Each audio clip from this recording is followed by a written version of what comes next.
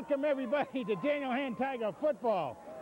Madison Cable TV Sports, glad to bring you this tonight.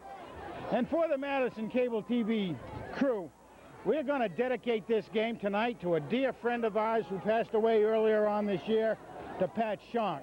All of us here in the broadcasting booth who knew Pat very, very well, we are going to, like I say, dedicate this to her tonight.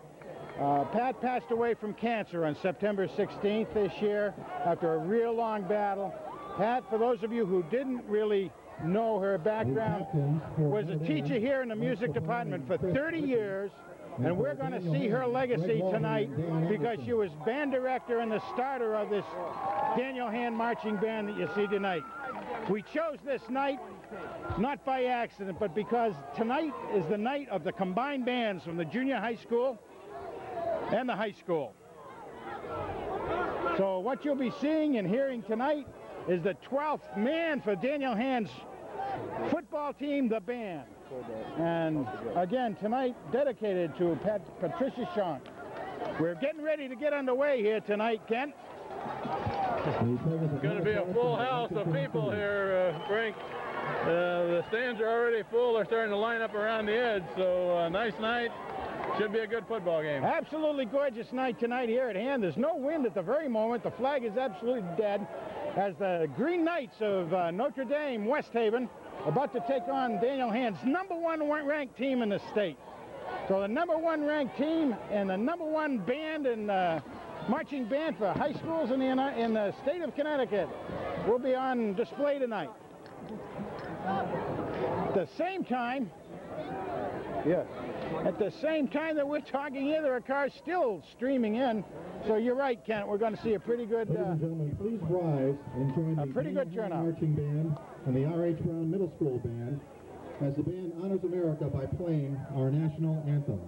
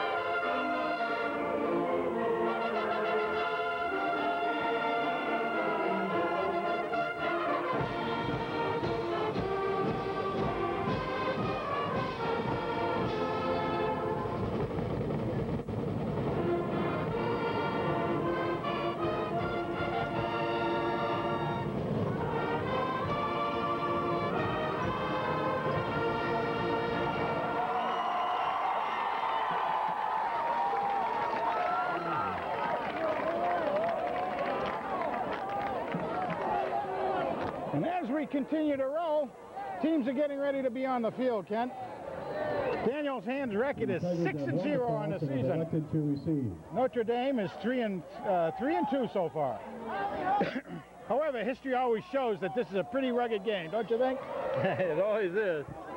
Hand will receive first. They won the toss. Will take the ball from east to west.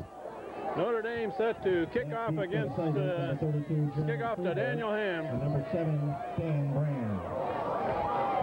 We will follow up with what Frank said earlier and do a little bit more of a tribute to Pat Schonk, who started this marching band. A great part of the Daniel Hand High School football family here. A little bit later on in this video cast, but we're about ready to play ball right now.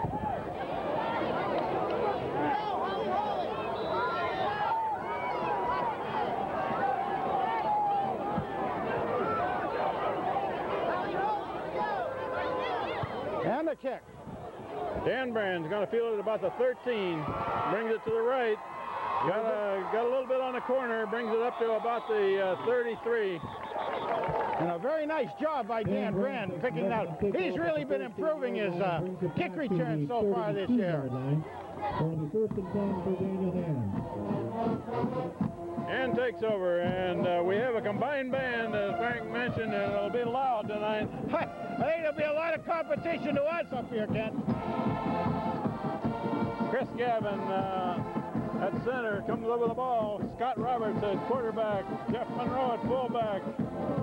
Jeremy Friedler at tailback gets the first handoff, brings it to the 35.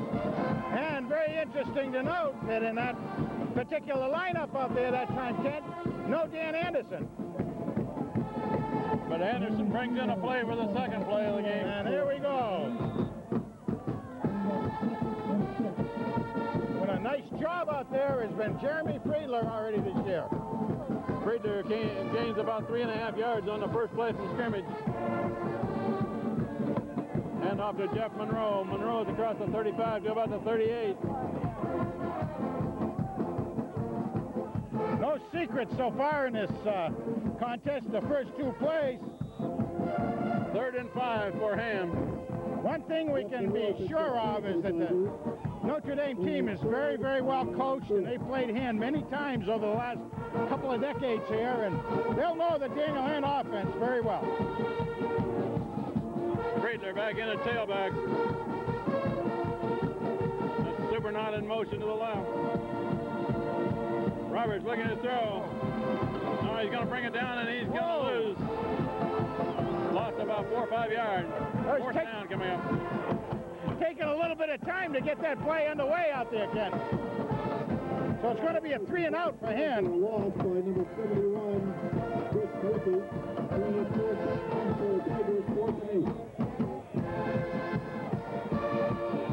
Dan Anderson in punt formation. Notre Dame drops 2 men inside the 30. Good snap by Gavin, and a good high spiral by Dan Anderson. Drives the man back all the way to the 20-yard line. Returns to the right, and he is being tackled by Sean Manley at about the 30. The Manley one. He's the first one to wrap him out there, and once he gets his arms around you, you're not going to get away from that young man. That was a fine punt by Dan Anderson, a long high spiral. Oh, that was pretty. That literally had a bunch of hang time associated with it, Ken. About a 9-yard return. Notre Dame, their first possession.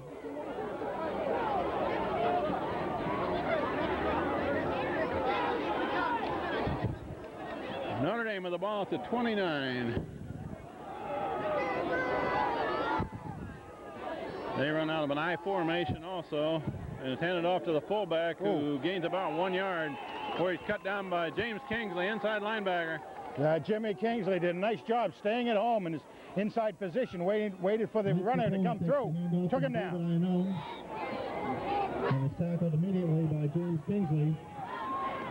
We're going to see a second down right now. 9, I would say 8. The field announcer's talking about 9 yards, but it's a little bit shorter than that. About a yard and a half, okay. Second and about 8. Notre Dame, 2 receivers to the left, hand off to the tailback, and he's going to gain up to about the 34.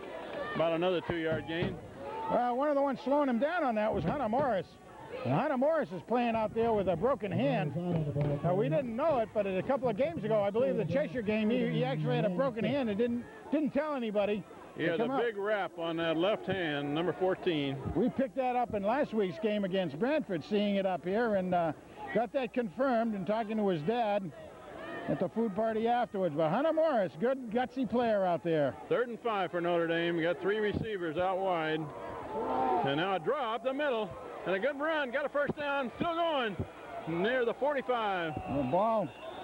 Well, it looked like the ball came free out there, but I don't think it really did. This was caused by the ground. That was a draw play to the tailback, and good yardage. First down for Notre Dame. The first down of this game. We're at 8.5 minutes left first quarter. No score. Hand had it once, 3 and out with a punt, and this is Notre Dame's first possession.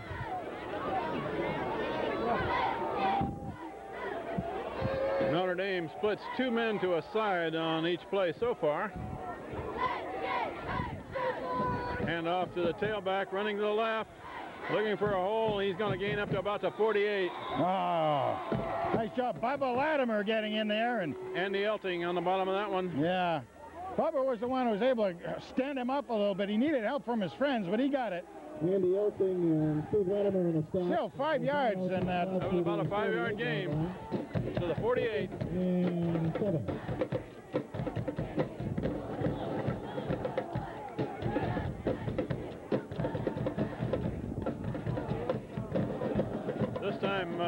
Notre Dame splits their backfield. Still 2 receivers to the left. And it's a counter back to the right. Tackled by Colin Johnson, 79. Makes a tackle after about a 2-yard gain. Nice job. Colin taking him down all by himself. But again, from his defensive position out there, staying at home, waiting for the play to develop, and was able to not give a lot of ground, about 1.5 yards, 2 yards maybe out there. So it's 3rd and relatively short, Kent. 3rd and about 2. Just across midfield.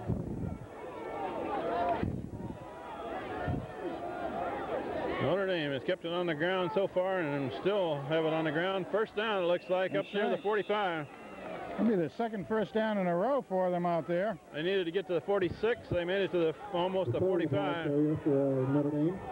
First down for Notre Dame. Daniel Hand 45-yard line. We haven't seen many teams run on Hand's defense this year, Frank. Oh, particularly coming out of the Chalks. The only one we can think of right now going back is of course, the Hamden team that got a touchdown on the 2nd play from scrimmage. The only one that really was able to make anything out of it. And the fullback carries this time, and that's Kingsley in there for a loss. Loss of a yard.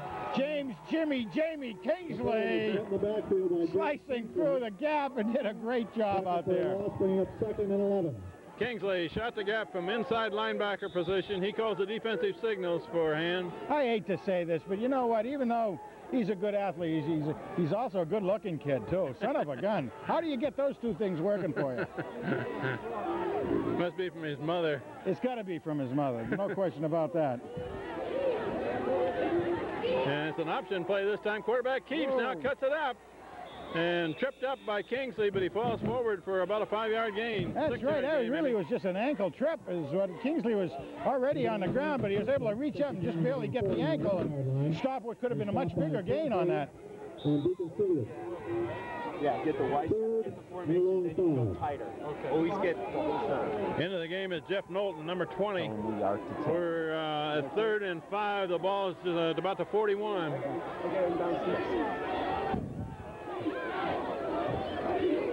Notre Dame looking to throw for the first time, and now that's Ed Drew that almost has his man overthrown, incomplete. How fast Eddie Drew. Drew put the pressure on the quarterback. I might adopt him as a son of mine. You know that, Ken? Particularly if he might end up in the pros or something. 4th and 5 for Notre Dame, but they're down near the 40. Think they'll punt from there, Frank? I would think they would. If they were behind late in the game, they wouldn't punt from there. But early in the game, they probably will. Because they really stalled right now, not able to get anything punt going. Formation, Dan Brand and T.J. Naylor are both standing about the 10 to receive this punt. The Carpenter and Naylor back there. Good snap. They kick towards him. High kick. They're gonna. Oh, he wanted Naylor that. feels it about the 7, and he's got a lot of white shirts he's got to beat over there. Brings it up across the 10, and that's all. A little bit ill-advised on TJ, but he wants that. He wants to break one of those babies, and I can tell you, I think he's going to do that before the season's out. Naylor brings it back to the 10, and Hand gets it for the 2nd time. We have no score. We have 5:08 left, first quarter. You know, that was one of those right there, Kent, where you're told to put your heels on the 10-yard line, and if it goes behind you, you don't do anything with it. Well, I think what he did is just turn and barely straddle that 10-yard line and reach backward about 6 yards. Hand with 90 yards to go here on this one. That's handed off to Monroe right up the middle, and he's going to gain a tough yard or so. Hey, the Mountain Man underway. Somebody before the game asked me why you called him the Mountain Man, Frank. You want to explain that one? I said I had no idea. Well, it just rhymes with Monroe or something like that, but he's a tough hombre. And when you see him churning away out there, he just doesn't want to take no for an answer. Rain, snow, sleet, he's going to go out there and try to make it happen. 2nd and 9 for Hand. Walby split wide to the right. Single coverage over here. Also, he has very thick eyebrows.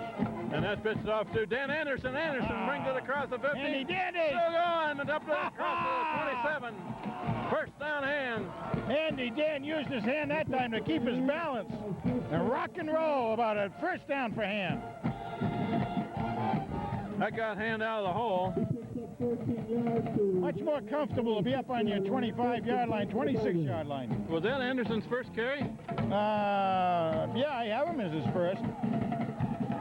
about a 13-yard gain. Roberts looking to throw. There's Walby there. Walby makes a catch at the 37, right near a first down. Gonna be close. Where the referee's got his foot, it looks like he's got it. Uh-oh. Flag in the backfield. Could be holding. Oh, we do have a flag and hands the backfield.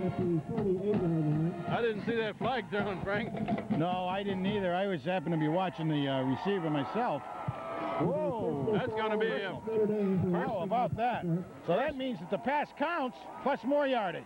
Personal foul against Notre Dame, who hit Scott Roberts after he got rid of the ball. Attack 15 onto that, bringing it down to the 37-yard line of Notre Dame. Call that instant offense out there, Kent.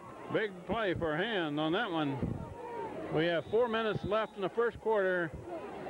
Hand's second possession, no score yet. Monroe and Anderson in the backfield behind Scott Roberts. Sean Manley in the slot right.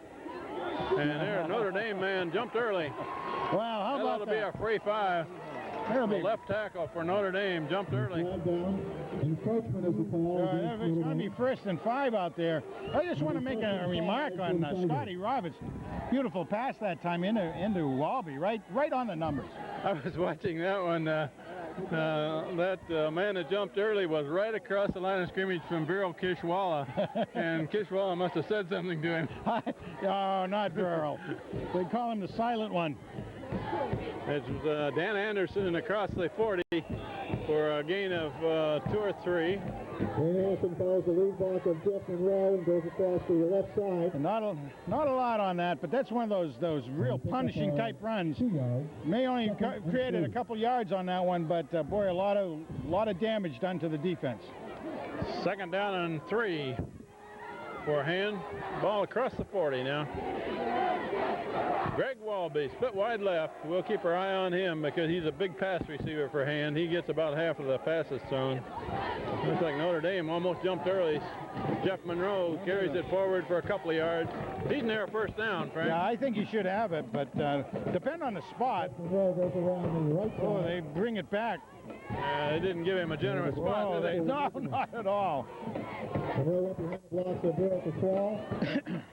It was interesting. We had Sean Manley was out on this side doing some blocking chores also on that play. Looks like they're going to measure on this one.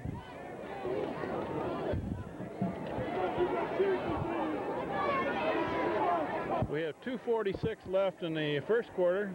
I don't know if the cameras will pick up, but it almost looked like there's a fog on the field, but it's not. It's really the dust. It's dust. We've got so many people standing out here in the dry, dusty surrounding. First down, Ham. Yes. First down. It's a haze. It looks like Los Angeles here. Sure does. When I was first driving in tonight, I saw it, and I said, geez, I don't think it's the right weather conditions for that, but it's right. It's dry. First down for Hand at the 37. There's a power eye with Taylor in the backfield. Craig Taylor, number 34. They're going to run to the right. Dan Anderson cuts it back left. He's across the 35 down to the 34. A few more punishing yards out there. Daniel Hand's getting some pretty good blocks, starting to open up, but Notre Dame knows these plays very, very well. 3-yard gain, almost 4 for Anderson.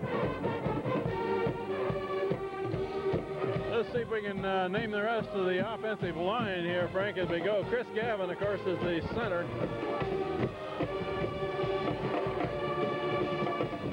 Hand it off to Anderson. Anderson swinging to the right, driving the pile forward to the 25. That'll be another first down. That definitely is another first down. And Sean Manley was in the power eye in the blocking position, and he led that surge. That was over right tackle, Vero Kishwalla. Right guard is Andy Elding. Very interesting. Craig Taylor just brought the play in. Sean Manley went out. Excuse me, I got the wrong number there. Elding is on the left side. Colin Johnson is the right guard. Right guard, yes.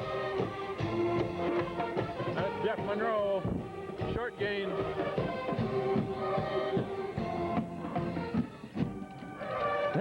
They They sure give Jeff some of those tough assignments out there. The rest of the offensive line are center Chris Gavin, the two guards are Colin Johnson and Andy Elding, the tackles are Vero Kishwala and Ed Drew, and the tight end is James Kingsley.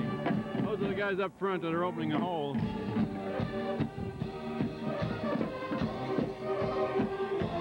Two receivers to the right, Supernauta in the slot left, left. Scott Roberts looking to throw. He throws it across the middle, incomplete pass, aiming for the first man there. That was Ryan Supernauta. Yeah. Behind him was Kingsley. Superman Supernauta couldn't quite get his hands on that ball, but it was almost backed up out there by Kingsley on the tip play. 3rd and 8 for Hand. Very well defended, if you will. We're inside of a minute in the first quarter. Nobody scored yet. And 3rd and long, probably another pass play here. Scott Roberts looking to throw. There's a man open. That's Kingsley down to the 5-yard line. 1st and goal. What a monster catch. Nice catch. By Jimmy the Younger out there. Tight end James Kingsley high in the air, brings it down. 1st and goal for Hand at the 5 with 50 seconds left in the first quarter. He did have a man draped right on him. I noticed Sean Manley went down the middle that time. He was open also. So everybody went out. You know, Roberts had his pick. Yeah, Monroe was out as well. Power eye, and that's Dan Anderson. Anderson heading for the goal line, and Anderson takes it in. Handy dandy gets it in. 29 seconds left in the first quarter. Hand scores first. Well, they were certainly helped by a couple of penalties that time, but hey, they really kept on carrying it and doing a nice mix-up on the plays calling out there, I thought. That power eye to the right, Sean Manley and Jeff Monroe right ahead of the ball carrier, and Kingsley and Kishwala and Johnson clearing out. He just pushed the whole pile into the end zone. Greg Welby to try the conversion. Snap back, kick up, and it's good. 7-0.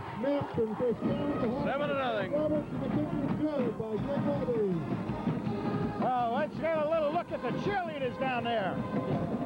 Doing a great job tonight. They're certainly being helped by the bands, the joint bands of Daniel Hand High School and Robert H. Brown Middle School down there. As we said, we're dedicating this to Pat Schonk. She's the one who started the bands, many years ago, Kent. There's a 6-yard touchdown for Dan Anderson. A point after by Greg Walby. Walby will kick off from the 40. That was a 90-yard drive by Hand on their second possession. I don't know how many plays it was, but they ran quite a few plays, and the longest one was the penalty. Yeah. The pass play and a penalty. Pass play and a penalty. Penalty 15 yards and pass play at 20. Greg Walby set to kick off. Number 33, Michael Rosen. Notre Dame drops 2 men inside the 10, and Walby has been hitting them clear to the goal line most of the time. It's a high, long one, and it's going to be fielded at about the 3. Run right back up the middle of the field, and that's number 20, Jeff Knowlton, hit him first, carried forward to the 30-yard line. Quite a head of steam the return man had on that. Jeff Knowlton and James Kingsley were the two primary tacklers. To the 30-yard line. Jimmy Kingsley is, that's his job, to go right down the center of that and try to pick off the ball carrier, kind of a wedge buster. And Jeff Knowlton came down the sideline and circled in behind. Did a nice job to just get him a little bit straightened up. Kingsley up, take him down. The inside linebackers for Hand are Andy Elting and James Kingsley.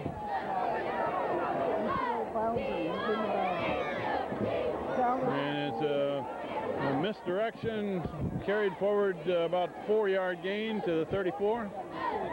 Michael returning the ball carrier. Number 91, Zach Suppy's in on that tackle. Along with a lot of help from his friend. The cornermen for hand are Brian Deacon-Cilius and Hunter Morris. And that's the end of the first quarter with the score. And the first quarter runs out with that play. Hand leads 7-0 after the first 12 minutes.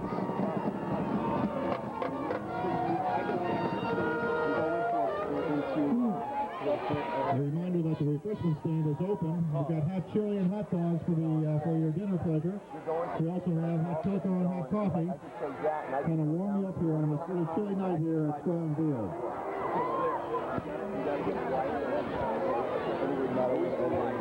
You can still purchase your 50-50. 2nd and 6 for Notre Dame at the 34. Whoa.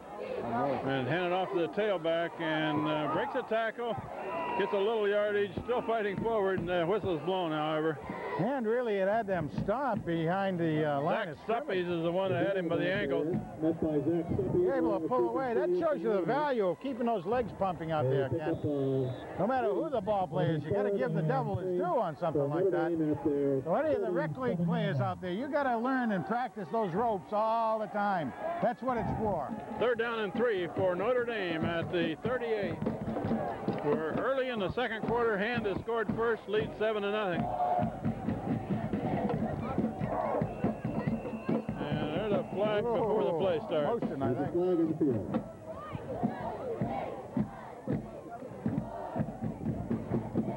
Let's see what this is about. That looks like an encroachment on a hand. Yeah. 3-5 yards and a first down. Yeah. We have an encroachment call against. Yeah, that's lining up before the snap. First down. And just automatically was encroaching out there. 10 at their own 44. That won't sit well on the review of the tapes. First down now for Notre Dame at the 44.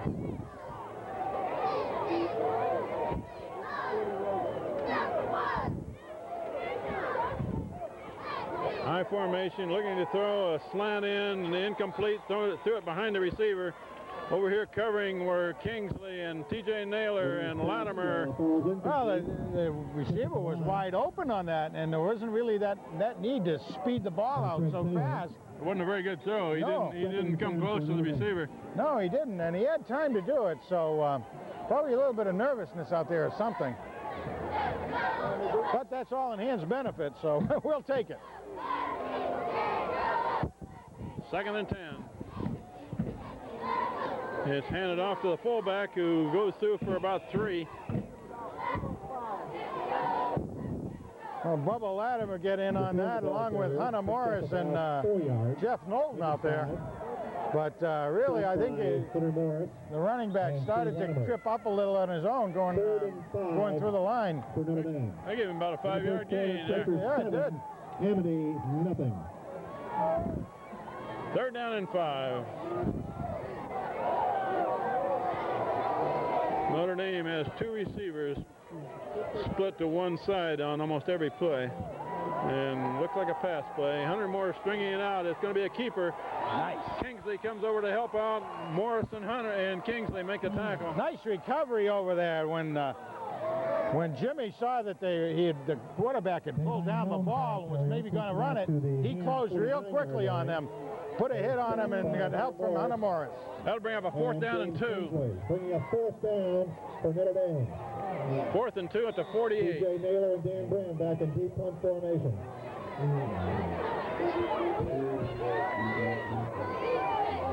Notre Dame in punt formation. Naylor and Brand are the 2 men back for Ham.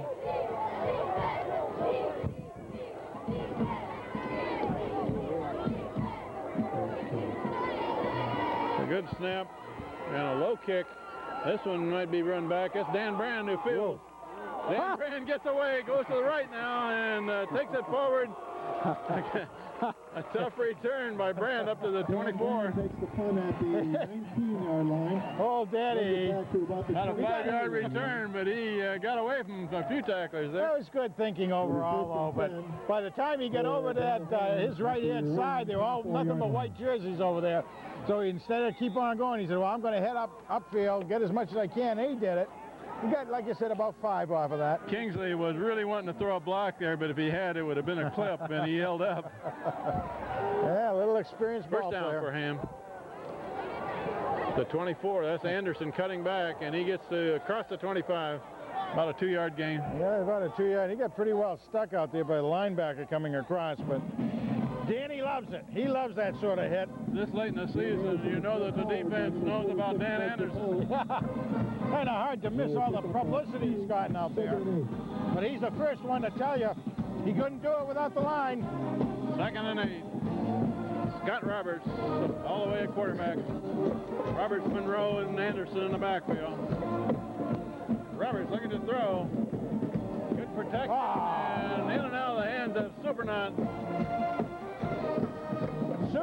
Ryan Supernaut almost able to pull that down.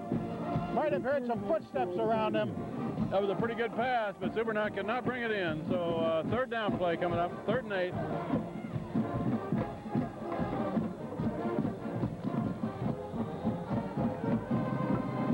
By the way, we were looking at Scott Roberts' passing statistics, and he's running about 56% on the season so far. That's pretty good for high school. Very good. Matter of fact, the record holder for hand is Scott Hevesy. Look at this. They got 3 receivers to the right here. Looking again.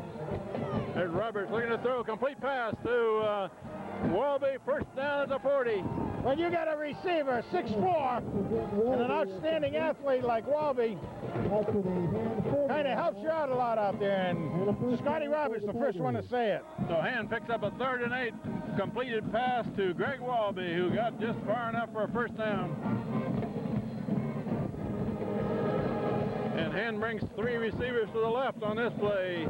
Jeff Monroe in the slot, and then Supernaut, and then Walby split wide. Dan Anderson in the backfield, an option type play, and Anderson has the ball, runs over a couple of men for about a 3-yard gain. Flag on the floor, sitting on the grass. I don't know what happened out there, but a holding call against Hand. Ooh, that's smart. That play will come back. Frank, while we have a little bit of a break in the action, I was talking with Chip Frey before the game and also after last game. He was telling us that this group of seniors out here on a team that's ranked number 1 in the state, and they're 6-0 at this point, when they were 6th graders, they were playing youth football. That included kids like Dan Brand and Scott Roberts and James Kingsley and Andy Elding and a whole bunch of others there. They not only did not win a game, they did not score all year. So I guess they learned how. Follow some direction, learned how. So they have come a long way. Handed off to Jeff Monroe. Short gain. Wow. Gang tackled after about a 2-yard gain. And a long ways to go from 20 yards back. Jeff Monroe tries the middle of the line where he's met by number 44, Chris Murray. But so if you're a youth football player and you think you're not a very good football player when you're about to 6th grade, stay at it. Exactly. Yeah, I guess that's it. Be persistent. Get some good coaching and learn how to play the game. Stay with it. 2nd and long for Hand. About 17 yards for a 1st. Roberts looking to throw. There's his man wide open. Kingsley, complete pass, 1st down. Across midfield. He needed to get to the 50. He got to the 49. Yeah. That gets you your 1st down right there. Jimmy Kingsley, tight end. 1st down at the Notre Dame 48-yard line. James Kingsley, the tight end. It's good to see him throwing to him a little bit because he's got good hands. Oh, he's excellent hands. As I said in one other game, he's a shortstop in baseball. And a very good shortstop. A very good one.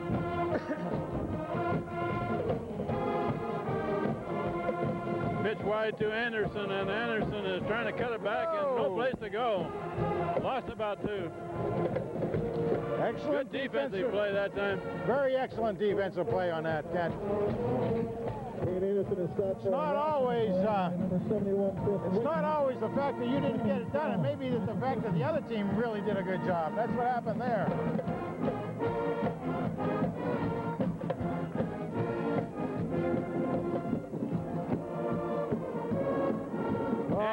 And has got 2 receivers to the left. Scott Roberts rolling, looking to throw. Now he's going to bring it down and run.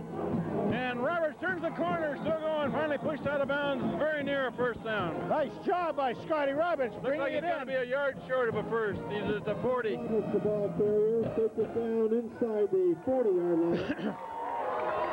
Wow, that was real nice to see that happen because he saw the opening and potential for the first down. By number 2, Andrew Amarone. That picked up the majority of that big yardage from the penalty. Now they got third and short 2. About a yard and a half. Power eye look out. Power eye. Yeah. They need to pick up the first down here. And that's Dan Anderson up the middle. Got the first down going to the 37. Well, when you need to pick a up yard and a half, and he gained 4. Going through the middle of the line behind the blocks of Chris Gavin, Andy Elting, and Colin Johnson. When you need a couple of yards, Hand has 3 or 4 players they can go to out there, and of course most of the time to go to right now is Dan Anderson, but not the only one. That power eye is one of those plays that says, here we come, you know where it's going to go, we know where it's going to go, let's see you stop it. Yeah, our best against your best. Pitch wide this time to Anderson, cuts it back, got a hole, and gains about 5 or 6, looks like. Nice job out there. The hole opened up for a while, and it closed with good pursuit by the defense. About a 6-yard gain. Blocks of Colin Johnson, there was a ball to James Kingsley. He goes around right on and picks up. I hope everybody enjoyed last week's interviews on the field we had. You just heard the name of Girl Kishwala, Special K, one of the young men we got in. This time they got Craig Taylor in the slot right and Walby split wide right. That's the short side of the field over there. Handed off to Anderson, coming back to the left, and Anderson doesn't have much hold, but he still gains a couple.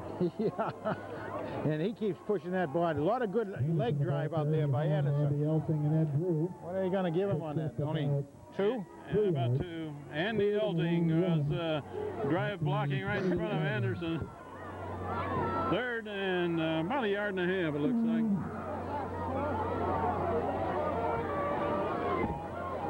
And Hand again in the power eye with Sean Manley, 40 in there blocking. This is really Hand's 2 tight end offense looking up Look there. at Notre Dame's defense. They're all right up close.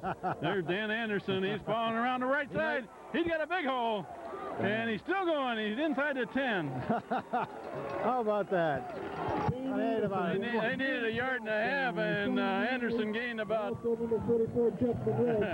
he get? Down inside the 10-yard line. That was Anderson, right? That was Anderson that carried. At the Notre Dame 8-yard Nice line. job. Good job of sealing off that right-hand side over there. I'm trying to figure out how much yardage he gained. 20. About 20? Maybe 21, but... First and goal for Hand at the 8. We have 3.5 minutes left in the half, so plenty of time for him. And hand off to Monroe, big hole. Monroe near the goal. Wow. Not quite there, stopped at the 1. Jeff Monroe takes it up the gut behind. I thought he was going to maybe be able to get it stretched out, but he did a nice job protecting that ball because there were a whole host of Green Knights out there trying to drive that ball out of his arms. He spotted it to 2 rather than the 1, but a good gain on first down from the 8. He gained 6 yards. Here's that power eye. Jeff Monroe, Sean Manley ahead of Dan Anderson, and they're just going to take it right at Notre Dame. Dan Anderson right over right guard, right tackle. The way that hole opened up, Ken, you could have driven a trailer truck through there, or you and I could have walked through there, I think. Vero Kishwala cleaned out over there on that one. Professor Fuchs might have been able to carry that one in. And second score with just over 3 minutes left before the half. Wow, we love it. The extra point. The conversion try by Greg Walby with Scott Roberts the holder, Chris Gavin the snapper. Good snap placement and put right up. Yep. 14-0. Daniel Hand leads Notre Dame West Haven. 14-0, and Daniel Hand is looking very good, very disciplined right now. We're seeing some good runs, good blocking all the way around. Good play calling by the coaches. We got to give them a little crack in there. The band plays. There's a great turnout tonight. And let's see if we can get some of those cheerleaders in, Professor Fuchs. And the joint band is working. You can see Brown School really keeping it up right with... Matter of fact, this is all Brown School right now. Yes, we are running tonight. If we didn't already say it, we're trying to run 2 and maybe even 3 cameras tonight. So bear with us a little bit when you're watching this Monday and Wednesday night. It could be a very interesting editing job by the crew. But we do have a man down on the field. We have another camera up here picking up some of the... Let's mention everybody that's working here, Frank. Sure. I'm Kent Sprague. This is Frank Tordoff with me on the switcher downstairs is Joe Tenzar. On the camera down at the sideline is Paul Sprague. Up on top of the booth is Steve Fust and Blair St. Laurent. We got a big crew working on this television program. On the kickoff. And it's a low one picked up at the 25. He's going to be snowed under down there. And there's flags come flying. No, that's not flags. That's the cheerleaders throwing football in the stand. Coming off Andy Elting, coming off the very bottom of that. Now, you'll hear a lot of times us talking about guys like Fast Eddie Drew and Andy Elting and Chris Gavin. Quite often, you're not going to hear about linemen playing on the special teams like that, but these young men do not carry a lot of weight. They're just excellent athletes and very quick, and that's part of the secret for Daniel Hand. That's most of the secret of Hand's line this year. They got quick players like Elding and Johnson and people of that nature. They stopped that run back inside the 30. It's a draw play up the middle, and a sure tackle by Kingsley. Boy, helped out by Elting and Hunter Morris. Somebody must be offering Kingsley a bounty out there or something for every head he brings down. My goodness, he's doing a great job. James Kingsley and Andy Elting, the inside linebackers. Protecting the corners are Hunter Morris and Brian Deacon-Cilius. And the linemen here, right in the middle of the line, we have Ed Drew and Sean Manley. Outside of them are Colin Johnson and Zach Suppy. Look at the receivers out there, Ken. We got receivers all over the place for Notre Dame. They're looking to throw left, and it's a long one left. There's a man open over there. Got a first down and knocked out of bounds, but good fast play by Notre Dame. Dan Brand, Steve Latimer over there at cover. Kind of left a little bit too much room over there for what was an obvious play, I think. 40-yard line. Hand's defense will have to watch that. The defense on the play by number 7, Dan Brand, along with Steve Latimer. Brian Deacon-Cilius was in on that play from over on that side a little bit as well. Wanted to make note, I was talking to Brian's older brother, Matt. Matt Deacon-Cilius, big number 74, has been on the sidelines all season with a broken foot. Telling me he's going to start working, practicing next week. We might see him in pads for next week's game. First and 10 to 40. It's a quick pass to the left. The incomplete. Thrown into the ground. Manuel's pass falls incomplete.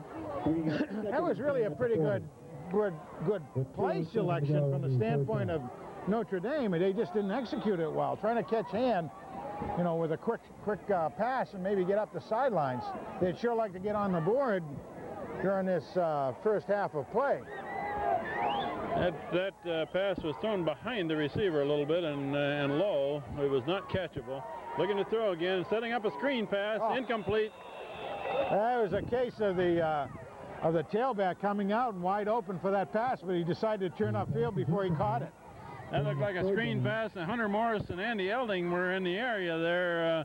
They had that one pretty well defensed. Some good pressure on the quarterback also by Sean Manley. 3rd and 10 for Notre Dame at the 40. And pretty soon at halftime we'll have our 50-50 raffle, so keep those tickets handy. If they passed on the first two, they'll probably do it again, Frank. What do you think? I wouldn't be at all surprised. They got surprised. 2 receivers each side of the field. And a short one. Looking to throw. Looking get left. Some pressure on looking him. Left and looking long now. And it's a complete pass. And first down, 3rd down inside the 30. That was a good pass play. Put that one right on the numbers. They actually overwhelmed Hand's defense that time by putting 4 people out in pass patterns out there. And to get the hurry-up offense there. Jimmy Kingsley almost was able to get to the quarterback. Actually did put a little bit of a licking on the quarterback, but too late. Now they go back into a huddle. We have 1:49 left in the first half. And Notre Dame's deepest penetration here. They're down about the 27. looking pass again. No, going right up the middle. And a good run. Steve Latimer tried to bring him down to 15, but that's going to be another first down. Mike Grappone, the ball carrier, takes And a timeout by Notre Dame with 1:33 showing on the clock. Well, Grappone, the number 46 carrying, Mike Grappone for Notre Dame, is their money back. He's the one doing all the carrying mainly this year. He's a big boy, 214 pounds, according to the weights and measures chart here. 6 foot, 214, pretty good sized kid. It is. Notre Dame with a first down on the 13. We have a little over a minute and a half left in the half. They got plenty of time from that distance.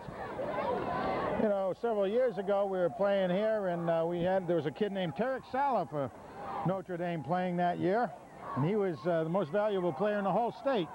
Notre Dame did happen to beat Hand by 1 touchdown, a little less than a touchdown if I remember that right. And I remember seeing him on television a few times playing for the University of Wisconsin. Yeah, he actually has a Rose Bowl ring and a Big Ten ring, and I think he's down with the Carolina Panthers.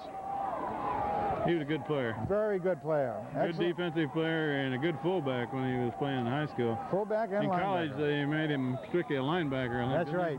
Well, he did some defensive end, same thing, but you're right.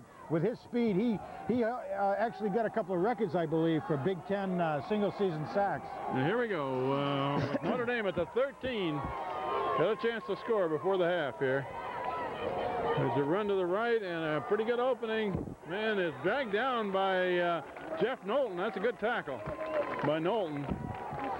Jeff knows how to do those things. Did a nice job. You know what? On that one, he was really outsized very much by the running back on that, but Jeff kept his legs pumping and just moved him sideways and then got him that down. One for only a 1-yard gain, and the quarterback looking to throw. He's sacked in the backfield by Zach Suppy. The supple one gets in there, knocks him down, takes the sack. He's about as quick as I've seen coming out of that defensive end position for him. Notre Dame takes their second timeout with exactly a minute left in the first half, and that loss takes them back to the 20. Yeah, they can make a first down about the 4-yard line, 3.5, 4-yard line. For those of you at home, while we have a timeout in the field, maybe we can get Professor Fuse to shoot the Brown Middle School band way over on the far side. They'll be coming on the field, and at the very end zone, as they always do, the Daniel Hand Marching Band at halftime. And we'll get an awful good halftime performance here by both of them. And this is a great night. There's always lots of people here on the combined band night. And it's a big play for Notre Dame. 3rd and long. Of course, they'll go for it on 4th down that deep, too. They sure will. Pass play. Looking to throw. Good protection. Wide open in the end zone. Makes the catch. Notre Dame scores. Boy, a little bit of broken coverage out there by him. Wide open down there. Nobody close to him. I mean, he had time to eat a sandwich down there, I think. 20-yard pass.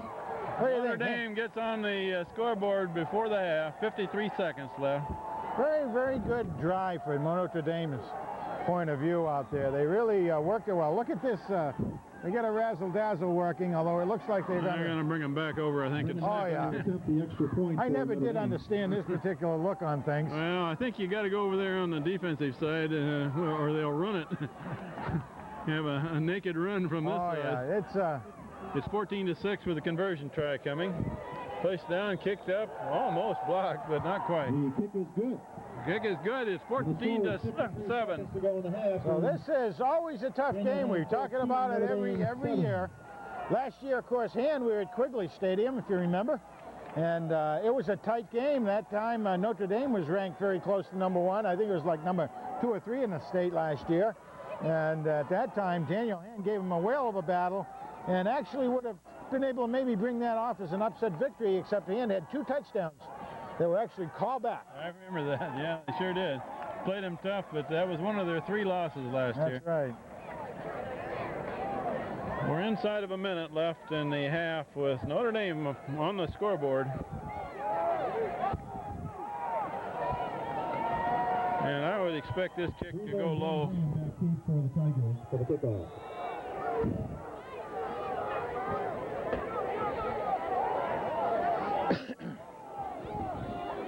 It's not hit low, though. It's hit clear down to T.J. Naylor, who fields it at the 15 and swings to the right. Breaks one tackle, Still going up near the 30, about the 29. Jeremy Friedler on that carry. Was that Friedler? I thought it was Naylor. Okay, you're right. What the heck? You're right. You see one, you see them all out there. They all do a great job. Number 21 does look a lot like number 32, so... Jeremy Friedler brings it back. Hand has the ball with a first down at the 30, and we got 46 seconds left. I don't think you'll see anything too spectacular from Hand. I think we're going to see Dan Anderson carry here, probably. Whoa! Oh, we're going to throw it. There's a pass to Supernaut, incomplete. Aim at Supernaut right across the 40. He had a first down if he could have brought that ball down. Pass ball incomplete. Bring up 2nd and 10. Just a tad behind him. Well, that was worth a shot because if you'd gotten that first down, and then you could open it up for another player or two and see what you could get. Against Cheshire, they scored in pretty short order. Right 25 before the half, seconds. didn't they? 25 seconds, and one of the most beautiful receptions we've seen in years. Hit him in mid-stride. Let's look, see where Walby is on this play. He split wide left this time. If they decide to throw, they may go long to him. Yeah. And there's the flag. I think Scott Roberts rocked back before he got the ball. I think so. Motion, yep. The legal procedure is the call against Daniel Hand. Not a lot of secret in that one, I think. But you know, what a great job he and Chris Gavin have been doing in there. Again, last week on our interviews, I hope everybody did enjoy that one too. We did get Scotty Roberts on, and Chris Gavin, center for Daniel Hand. Probably one of the people who gets the least respect out there of anybody, but it's one of the most important in the whole team. 2nd and 15, and Roberts looking to throw. Got good protection. He's going to throw long. That's Walby down there. And it's almost intercepted, and Walby knocks it away. You know, that was the very same play that was successful at Cheshire. And Notre Dame had that very well defensed. They actually had 2 men coming out on Walby that time. The defensive man that was covering Walby is about a foot shorter than Greg. Greg almost able to reach over him. But the man did have good position on him, and not much Greg could do without maybe drawing a penalty, but it worked. 31 seconds left. They may run this one to use the clock here. There's Dan Anderson carrying, and Anderson meets somebody head on at the 25. That one's smart. I think the hips will be a little bit sore on that one. Notre Dame's going to take their last timeout with 18 seconds left. What that timeout makes Hand do is make them punt. Right. Who knows what can happen on a punt. That's right. Not only is it a punt, but it's going to give them just enough time to maybe give Notre Dame a shot at something here. Try to make something happen, something positive. They'll either plan a return or a punt block, perhaps. That's right. I don't see, well, there is one of the big numbers, one of the normal rushers is in there for defensive nose tackle. At their own 26. That's the 3rd and final timeout for Notre Dame in this half. But if the snap from center weren't handled or something of that nature, Notre Dame would be in good position. You bet they would. You always got to count for something like that. Anderson, punt formation. Chris Gavin puts it back good. And it's a high kick. And a run back by Notre Dame. Nice job, Latimer's got him by the shirt tail. Takes him down at the 40. Bubba Latimer playing big out there, the Longhorn Texan. And he's met and he grabbed that shirt and was not going to let go. What tenacity. For Notre Dame at their 40 with 7 seconds left in the first We have only 7 seconds left on the clock. And they don't start the clock, I guess, till the ball snapped. Is that it, Frank? Change of possession. Change of possession, okay. So Notre Dame with one play here probably before the half. Yeah, you watch him go, well, geez, they're not showing the play I thought they would. They got a receiver to each side of the field. Yep. And the quarterback kneels down. That'll be the last play of the half.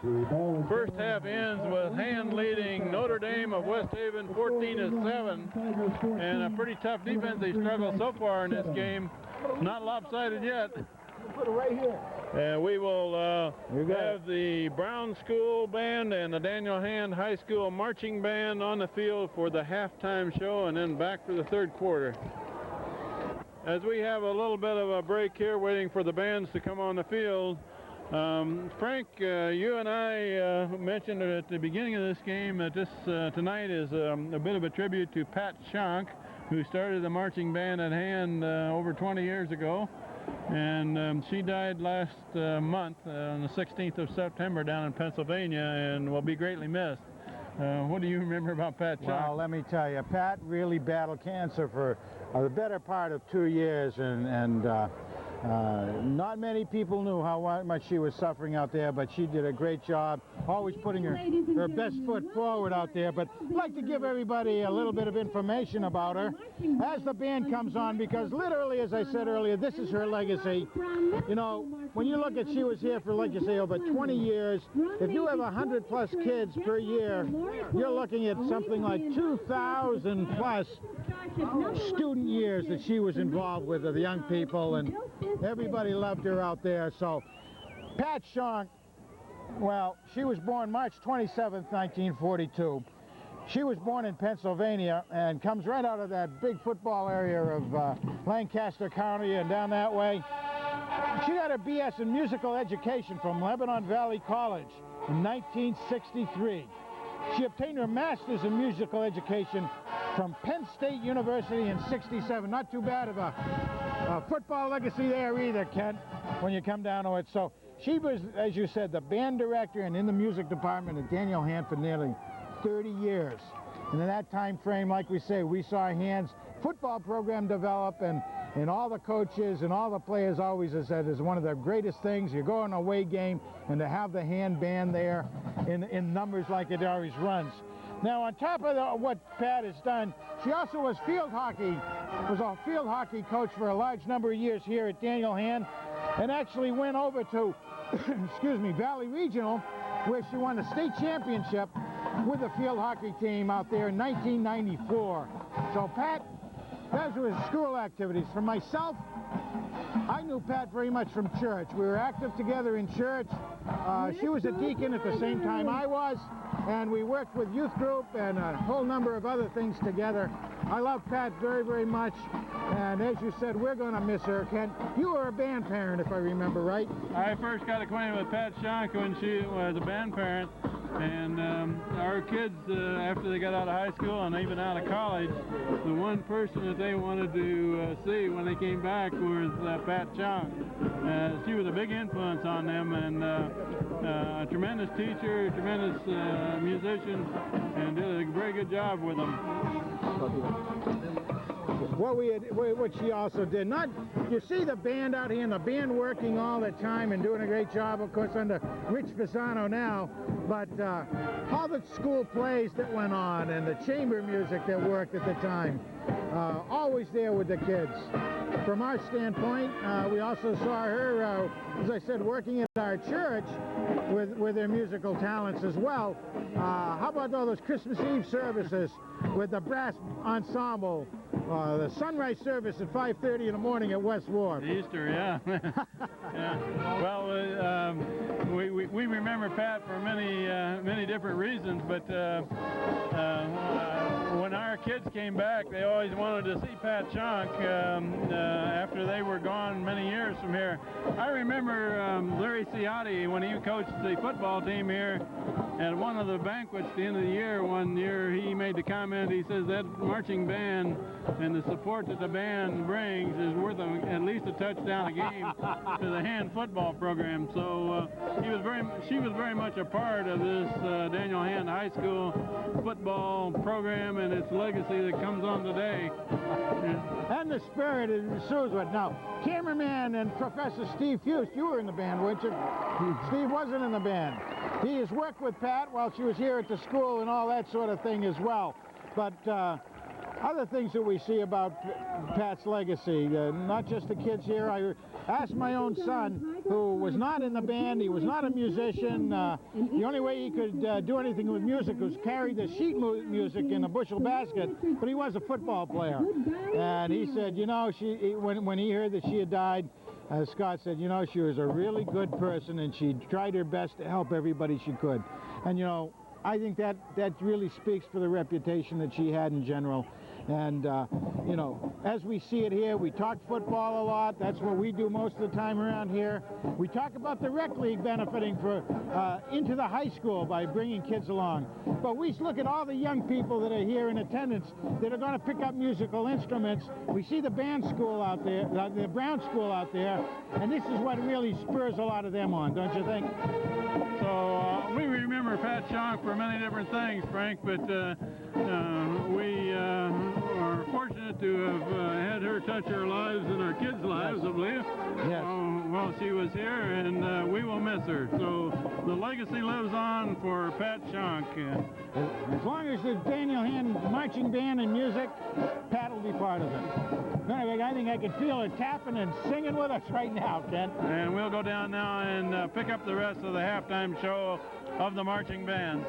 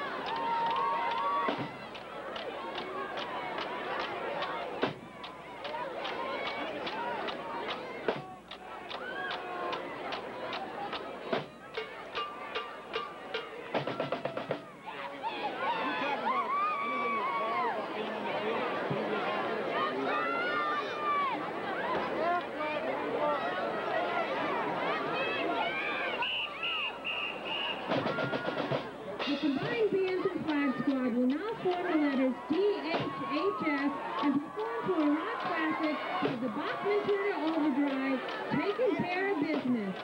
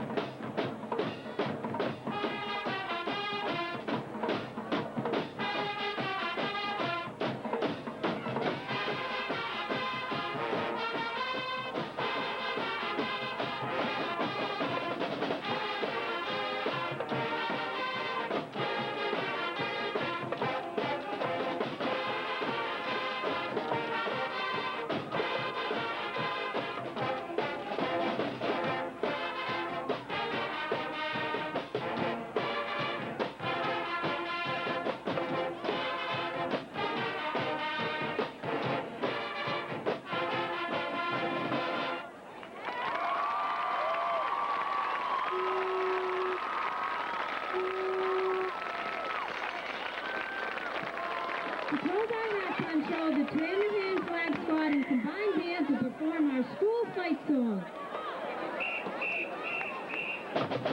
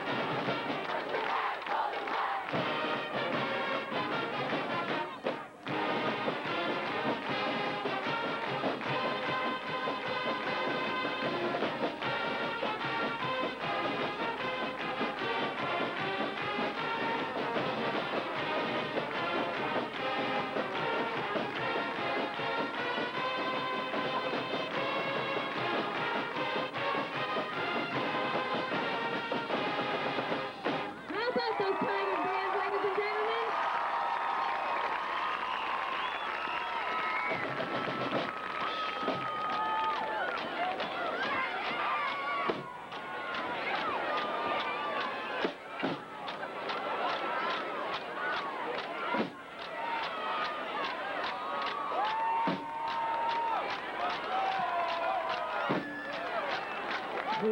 Ladies and gentlemen, get out your 50-50 raffle ticket. We're going to have the raffle here shortly. Over $300 will be going home to one of their lucky winners tonight, so get those raffle tickets out.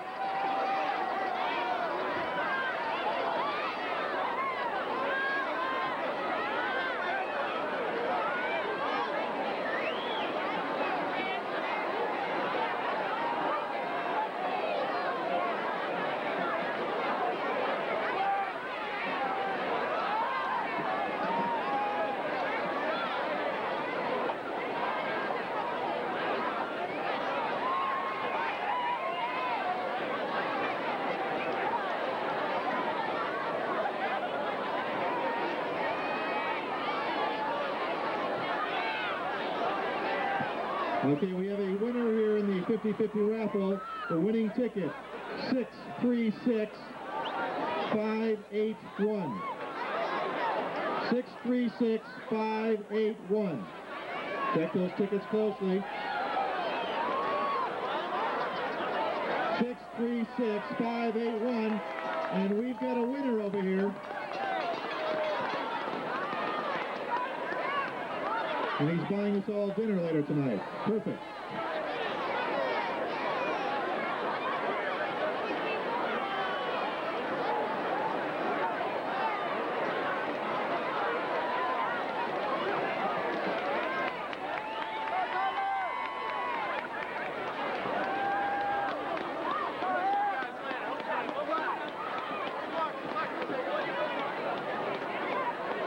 A reminder, ladies and gentlemen, that highlights of tonight's game can be seen on WBNE's high school football show, The Highlight Zone.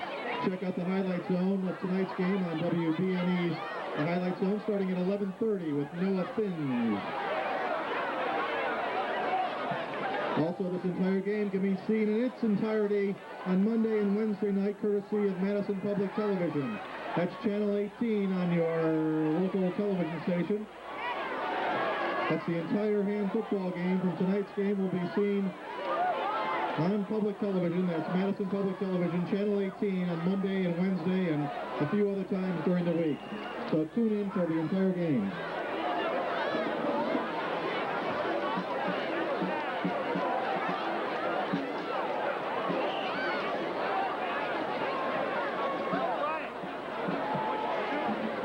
Congratulations to the undefeated JV girls soccer team.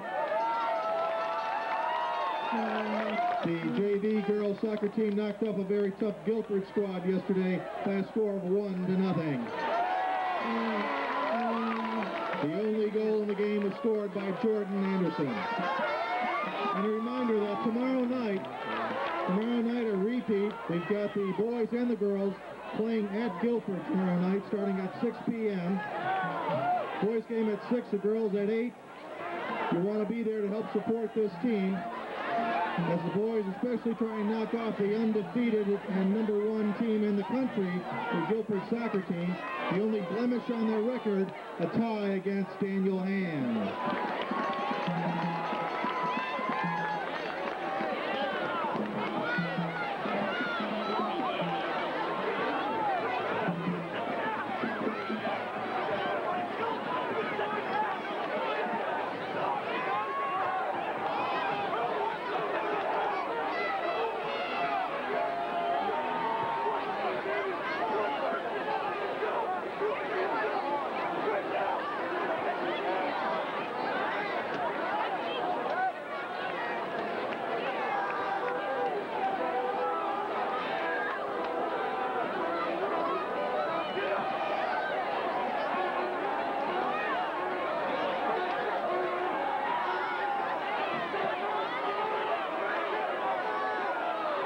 Also a reminder that the field hockey team for Daniel Hand will be in action on Wednesday afternoon at Brantford. That's the field hockey team at Brantford Wednesday afternoon.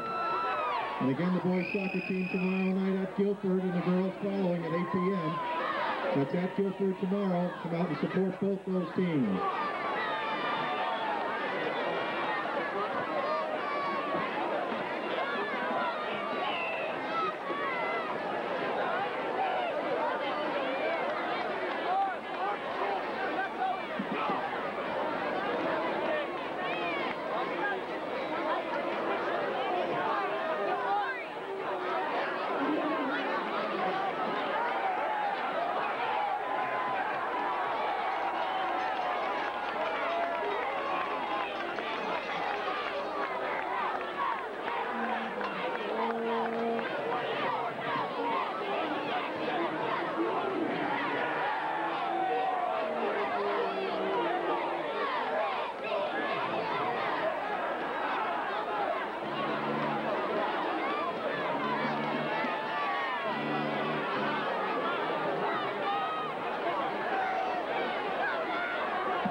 As we start the second half, Greg Walby will kick off for Daniel Hand.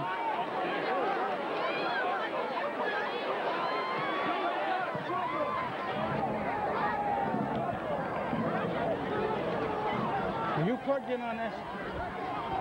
You are, aren't you? Cameron and Rosen are back deep for Notre Dame.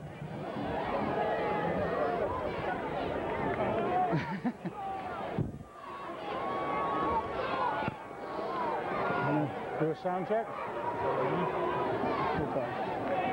Plug in? Testing, 1, 2, 3, testing. Here's the kickoff. It's a swift kick by Walby, picked up at the 25, run back, and through a hole, finally brought down. No, not quite yet. Sean Madden on the ball. Didn't want to go down at all. Number 11, Vinny Benevento is in there. The ball carrier for Notre Dame on the kickoff. Brings it back to the Notre Dame 34-yard line. 1st and 10 for the Green Knights.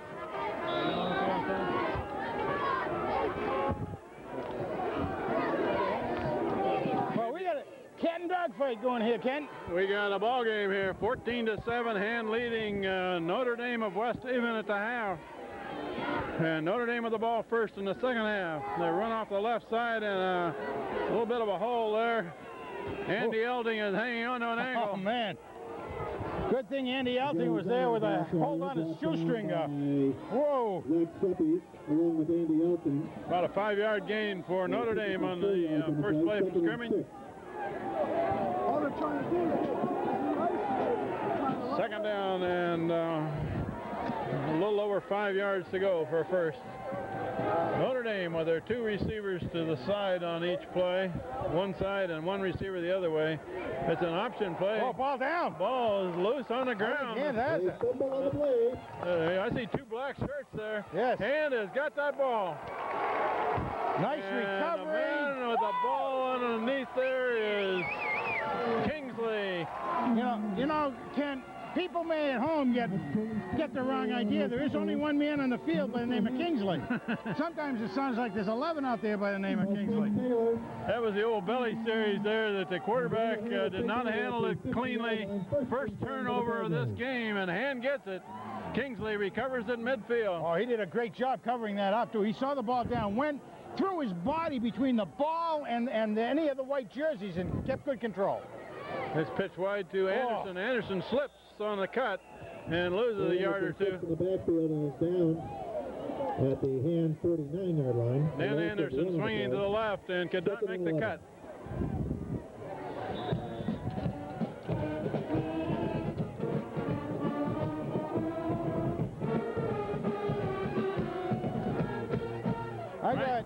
Ryan Supernaut brings in a play. Sean Manley out for this play. Second and about 12. Handed off to Monroe, who brings it right back to midfield. Wow. Gain about 2. That's all. Jeff Monroe picks up a yard. That's a good defensive team up in the middle there, Frank. Very big. They're big and they're pretty good. They are. They're athletic out there, and they're doing a good job. They are a double L school. We have to keep that in mind. Hand's still only an L school, so they got a lot of athletes to draw from, but they're doing a great job. And number 71 and 70 are both really big boys right in the middle of the defensive line for Notre Dame. Third down and 10. Scott Roberts looking to throw. Good protection. It's tipped in the backfield. Incomplete. He was aiming for Kingsley on the sideline. That'll bring a fourth down. Kingsley was open, and also looked like Walby was open on that particular play, but again, a good defensive play. Knocked the ball down. Hand has had trouble running inside the tackles lately. They may have to take it a little bit wider and a little more passing. Open it up a little bit. Punt formation for Dan Anderson. Notre Dame has 2 men near the 15. Good snap. And wobbly kick. It's going to hit and bounce and roll. It's picked up at about the 7. And they should corral him down there. Good tackle by T.J. Naylor makes that tackle. The Hammer did a great job out there. He kept his eye right on that belt buckle. That's what you have to do. Good basic tackling. Didn't get himself faked out and took him down. So first and 10 for the Green Knights at their 12-yard line. We'll mention a couple of kids that are in on that coverage. Vinny Paolini, 52, was in on that. He's a freshman for Hand. And also number 11, Vinny Benevento. This looks like Italian night here. First down for Notre Dame. Ball is about the 13, and it's handed off in a pretty good run. He's got good yardage, clear up to the 20. That's about an 8-yard gain. Good 8-yard gain on that. So that size, there was taking one almost from the Hand playbook, coming off tackle. Pretty good size hole there for a while. Andy Elting along with Kingsley and Hunter Morris. Second and 2 for Notre Dame. Ooh. Hand has always had problems with Notre Dame or West Haven. Even when they haven't had really good one-loss records, they're still a very tough team to play. And he's tackled right near the line of scrimmage. Yeah, and not having a very good one-loss record doesn't happen very often either with Notre Dame. And Sean Manley stopped that play. Manley and Kingsley combined to stop the ball carrier in the backfield. Third gain in the play, 3rd and 2. 3rd and 2, stopped right at the line of scrimmage. We're early in the 3rd quarter. Hand is leading 14-7, but we have a ball game here tonight. This is band night with the Hand band and the Brown School band combined. Oh, they sound great too at halftime. Wonderful job. Notre Dame with 2 receivers to the left, split backfield, and they're going to run left, and he's not going to gain much. Probably stopped short of a first down, looks like. Stopped beautifully. I think Zach Suppy's one of the first men on the point of attack. Suppy's and also Manley was in there. Manley got his way on that as well. Nice job by the men up front. 4th and a little over 1 to go at that was 21. Very interesting because Notre Dame had been doing a pretty good job running the ball and did have to stuff them to try to get them to turn it over. And they did. If Hand can handle this ball well, they should have good field position after this punt. Dan Brand and T.J. Naylor have dropped back to about the 45.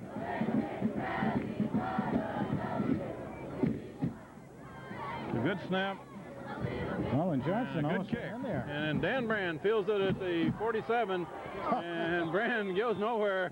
He slipped as he tried to make a cut. Still, that's good field position for him. Yep, excellent job. Like I said, Colin Johnson got himself in very, very close and put a little bit of pressure on the punter to get it off. He still did a good one, but I like to see a hand breaking through a little bit like that. Dan Brand handles that ball surely when he handles the punts, doesn't he? Oh, done a great job this year so far. And, you know, he started off a little bit timid the first of the year, like you can well imagine, but he's coming on strong. Really love to see it, offense and defense. And first possession in the second half starts at the 47. Roberts looking to throw. There's Walby down there. Walby makes the catch. A beautiful catch at the 25. 23, it looks like. Greg Walby went high over the defensive man. Good hands by Greg Walby. Brought down a rebound, Frank. He brought down a rebound. He sure did. He can throw the three-pointers, too. He kicks one-pointers and two-pointers and catches two-pointers. I mean, he'll hit some three-pointers and basketball. He'll do them all. Good athlete. First down for hand down to 24. You know, that was the quarterback knowing where to put it, too. Dan Anderson is got about 6 people hanging on him. That. Oh, that's what you call smash mouth football right there, I think, Ken, isn't it? Gained 2 yards and a dozen bruises.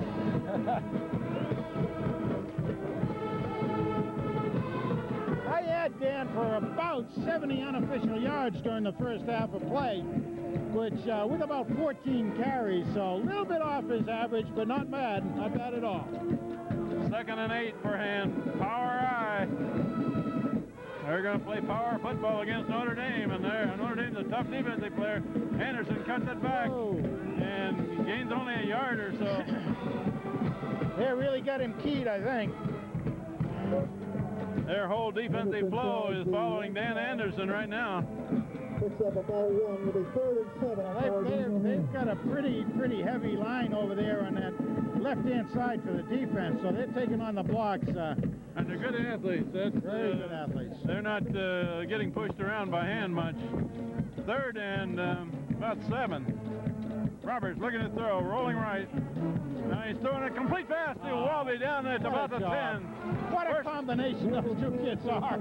First down for hand. Inside the 10-yard line. 1st and 10 for Daniel Hand at the 10. First and goal right on the 10-yard line. Scott Roberts to Greg Walby. Walby got his feet down and went out of bounds right at the 10. You know, he really went out a couple more yards further, came back where he had some open room. Roberts able to put the ball right on the numbers again.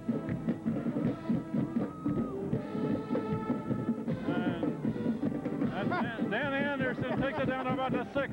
Just where he likes it, right up the middle, too.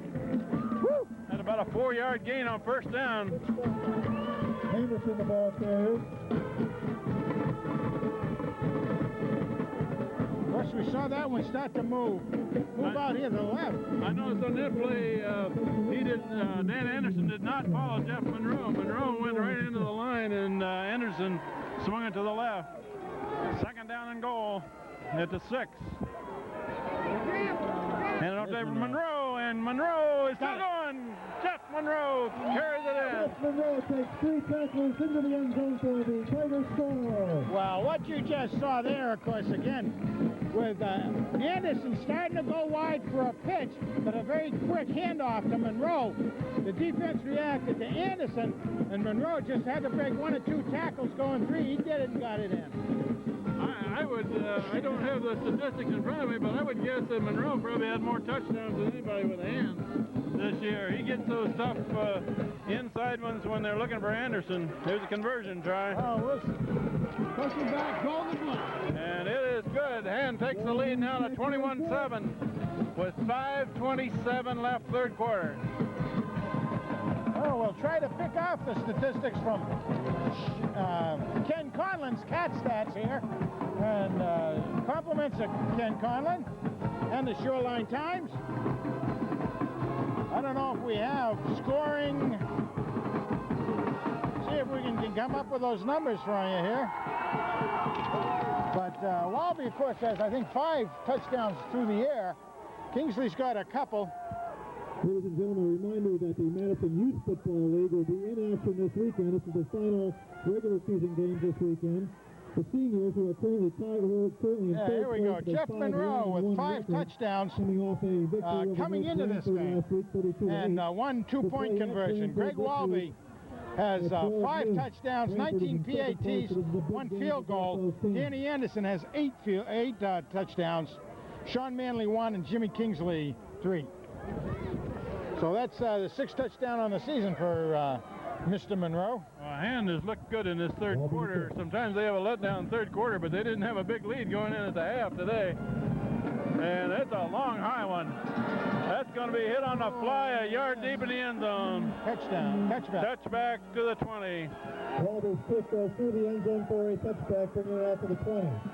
Also, the Madison Youth Football League for Junior A Tigers. Well, that's the kind of kicking we've seen Walby doing basically most of the season when he wants to. That looked like a college kicker on that one. She put that one long and high. That's good kick in any level. And they beat North Branford 22-6 last week. They'll be at Cheshire at 2 p.m. See if this defense can come through again. We're a little over halfway through the third quarter, and Hand has taken their lead back to 21-7 against Notre Dame West Haven. This is the 7th game in the season for Hand. Quarterback looking to throw left, and he's going long.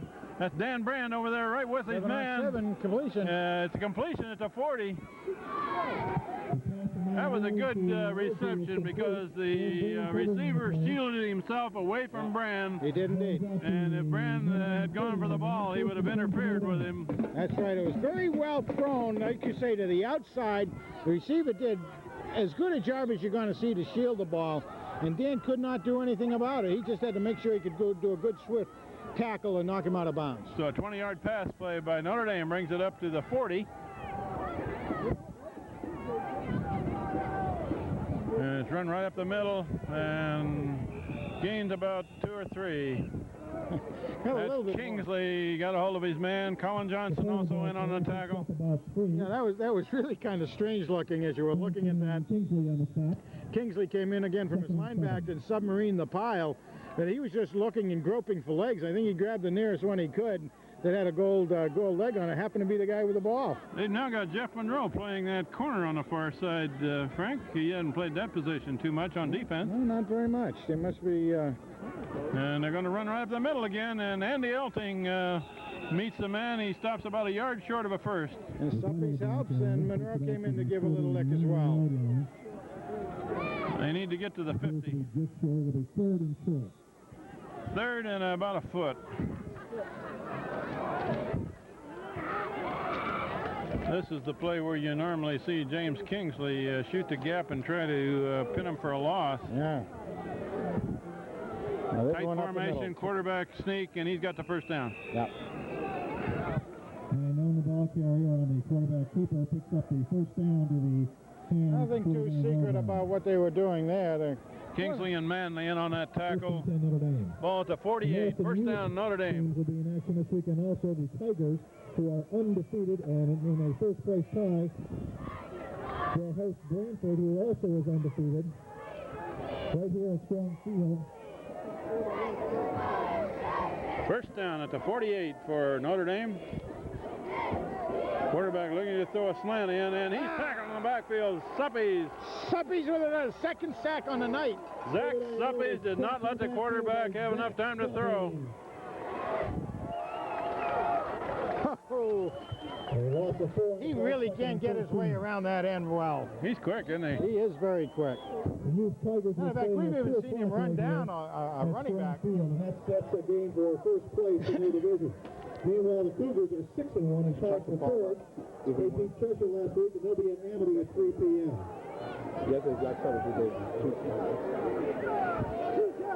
Second down and 14 now for Notre Dame. Quarterback looking to throw. He's going to throw a slant in, complete pass. Hunter Morris has his man wrapped up at about the 45.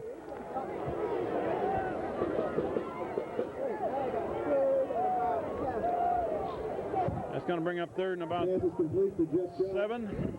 He's met by a host and bevy of Tigers. It's a slant-in pass. 7 will be 3rd and 7. We got Ed Drew now playing the nose tackle position. Right on either side of him are Zach Suppes and Colin Johnson. And Andy Elting right in there close. And they're rushing the quarterback. They're going to bring an interference penalty on that one. Dan Brand was a little aggressive covering his receiver, so a first down for Notre Dame after that one. You know, we were talking about the size of this Notre Dame team. Let me give you an idea out there while they're moving the chains. The center out there, number 56, is 6'2", 235 pounds. One of the guards is 62. He's 5'9", 225. We have a tackle at 6'1", 250. Another tackle at 6'3", 265. And another tackle out there, well, one of those tackles was a guard. Another tackle at 276. They're a lot bigger than anybody hand has. Hey, any two of their guys would add up to more than any 5 of Hans guys, I think. First down for Notre Dame at the 30. And that penalty keeps their drive going. Pass play looks like Suppy's in on a man. And Jeff Monroe covers the receiver. Even if they'd completed that, it'd have been for a loss. The other guard out there now is 235, so. He's the smallest one. Yeah. And the only one that hand has that even comes close is Vero Kishwala. Yeah, special case about 230. So he even gives way ground to most of them. Do you notice that he's not in there right now, Frank? That's true, yes. Yeah, I hadn't noticed that. 2nd and 10 for Notre Dame. And Colin Johnson chasing his man. Johnson gets him from behind. You know, I was just going to say, when you look at that, with Special K out of there and Sean Manley out, Hand really has a lot of very speedy people in there on the They're small, though. They're small. And I noticed that time James Kingsley had a blitz up the middle, and he was picked up by 2 blockers. Yeah, I think they're really keying on Jimmy a lot. Or Jamie. Jimmy, third down and at least 13. 3rd and 13 for Notre Dame, but they're down far enough they'll probably run it on 4th down too down here. Certainly would. Quarterback looking to throw again. Nice. And it's going to be a long one to the near sideline. And knocked down, out of bounds. T.J. Naylor on the coverage right at the sideline. T.J. Naylor on the coverage. We may have lost that one on the camera on that corner. It's awfully hard to swing it that far. Well, maybe our on the field camera picked it up. We have 3 cameras here tonight. And our thanks to Joe Tenzar, who's down on a switcher, choosing which picture he uses. So we hope you enjoy the coverage of this game. That brings up 4th down. 4th and long. This is a big play for Hand to stop here. Ball at the 33. Notre Dame splits 2 receivers to the right, 1 to the left. Big play right here. And here's a blitz. They're going to pick it up, and now they got somebody hanging on his shirt tail. Incomplete pass with Kingsley pulling him down as he tried to throw it. You know, one thing you can see out there fairly well, and Colin Johnson has done it the last couple of plays, which is called a spin move. When you find yourself being blocked head up, you really do a couple more checks on the block, but then you spin around while the other guy's going to set up to block you, and you can get around him. Colin's doing a nice job on that. So they stopped the 4th down play. Hand gets the ball back with 1:17 left, 3rd quarter. Hand leading Notre Dame 21-7. And James Kingsley made that big play. And a tight formation here. And hand it off to Dan Anderson, who runs into about 7 or 8 defensive men. Anderson tries the middle of the line. There just isn't much there between the tackles right now, Frank. Those big Notre Dame guys there are filling up all the holes. Or there's an awful lot there. There's 235, 270, 265. There's a lot there. Nothing we can take advantage of. Oh, well. One of the things that Hand wants to do with a 2-touchdown lead is keep that clock rolling. And we're inside of a minute left in the third quarter. Daniel Hand, with 40 seconds to go in the third quarter. Don't see that very often, Hand taking a timeout. Hand takes a timeout here. They didn't have everybody in the right position, I guess. And that was done by Greg Walby, Captain Greg Walby out there. He knew they needed a little help and might as well take it instead of being at odds with yourself out there. Oh, there goes that band again. I love that one. It really starts to spark everybody up. And talking with former football players, they notice it. They know it's there. They may not put a recognition on it, but they know it's happening. And it puts the electricity into them. I know there's been a number of away games, Kent, that we've gone to, and maybe the band buses have been tied up in traffic. We all start to get a little nervous. When are we going to get some support, right? Remember, Madison Youth Football, that's where this winning tradition begins. There we go. We have a second down and about 9. We have 40 seconds left in the third quarter. The wind is no factor tonight, and that's handed off to... Where is it? It was intercepted, it looks like. Man, still going over there on the far sideline. That sure was. I lost that play. Frank, did you follow it all the way? Yeah, well, it was a fake back by Anderson. It faked everybody out. Basically, Roberts went back and unloaded to Walby, but didn't get enough on the ball. Was intercepted. Intercepted by Notre Dame, who takes over the ball. First and 10 for... That's really Hand's first turnover in a number of games, as a matter of fact. An interception. Hand did have a turnover, recovered a fumble, but they didn't get anything out of it. So we're at a half a minute left in the third quarter, and Notre Dame has the ball back. This is still a ball game, folks. 21 to 7. We're going to have a penalty on that run back. Against Notre Dame. I think that was after the interception. Yeah, must have been. A holding on the return. The holding call occurred after the interception. So Notre Dame will retain possession. Greg Walby did come off the field limping a little bit after that, but he might have just got an ankle stinger. At the Daniel Hand 48. Notre Dame with the ball back at the 48.